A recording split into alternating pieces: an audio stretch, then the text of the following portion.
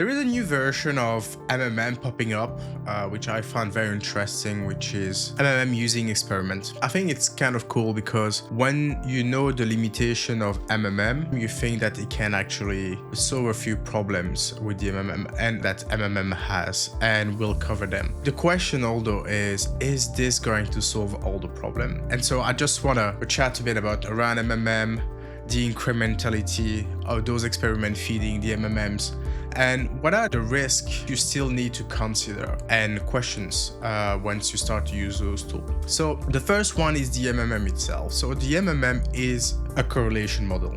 And so what happens is that the MMM will look for the signal and follow that signal. So a signal over time decrease. There's more and more noise over time. It's like when there's a bit of a fog outside, you can see something that is 2 meters away, but you can't see something that is 10 meters away.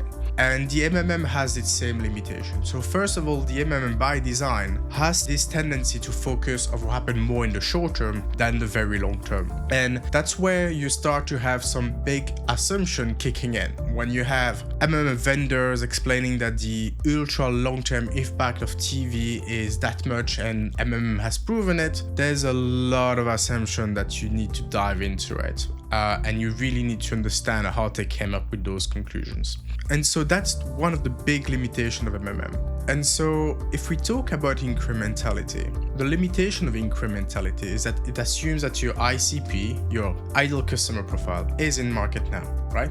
You're going to run an incrementality test for 4 weeks, and then you're going to see if there is a lift in purchases. Problem is that your buyer could not buy now. May buy in 2 months, buy in a year. And so that incrementality test is very limited when you start to deal with product with longer consideration journeys. And that's something that is very important.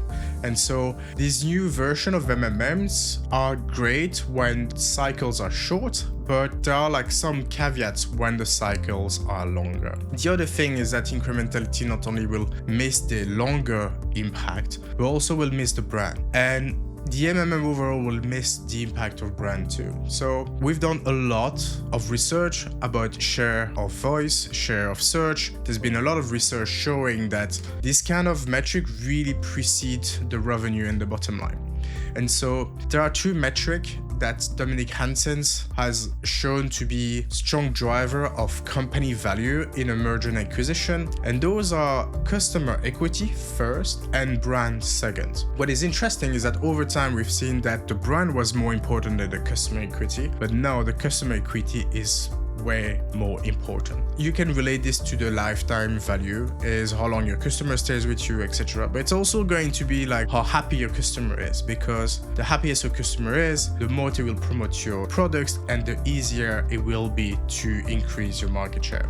Because there's nothing that will promote best your product than your current customers. No marketing strategy will beat that. And I digress a bit, but if we go back to the concept of share of voice and share of search, is that if you think that your entire measurements framework can be done just with an MMM and incrementality testing, you have to be careful about the long-term impacts of things, because those 2 models by design are really focused on the short term, not on the long term. And this is not often talked by MMM vendors online. I had like great discussions, sometimes with some people from IMC, from Google, who like really openly discuss that, but they're not all very open to discuss those things. And so it's very important for you to ask those questions to those vendors. The other thing that we need to really pinpoint on the incrementality is that the incrementality result is a reflection of what happened during the test. And so that is extremely important too, is that what happened if you run a test in February, the incrementality that you compute in February might not be the same one than in March, April, and so on.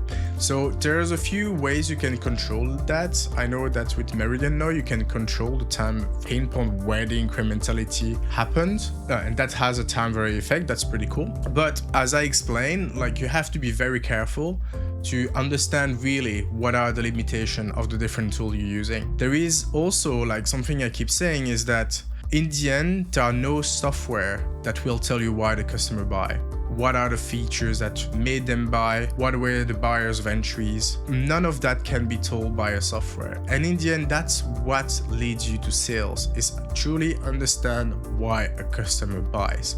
You should not forget that in the end, your measurement framework is just measuring the distribution of what you're doing. It's not measuring the effectiveness of your marketing itself. And so that one thing that marketing should not forget is that we should go back to the basic. We should run surveys, we should run interviews, we should really deep dive into trying to understand why the customers has bought, because as I said, no software can say it. If we talk about multi-touch attribution, you can't explain why a customer buy from multi-touch attribution if you think about it. The buyer process is way more complex than that.